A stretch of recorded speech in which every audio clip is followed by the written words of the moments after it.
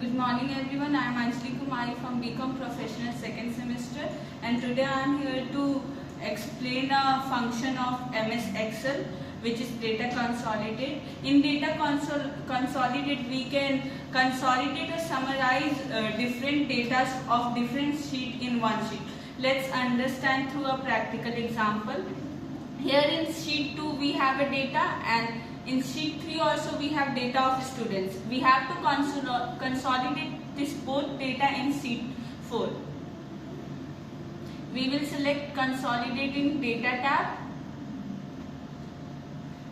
Here we can see in function it is showing sum, and we have to put the reference. First we will put the reference of sheet 1.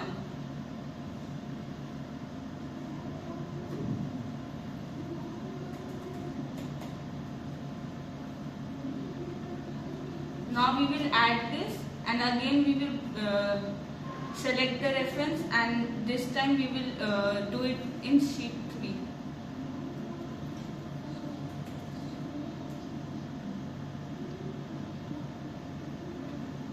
We will add this also, and now we will use labels in top column and left column, and now we will do OK.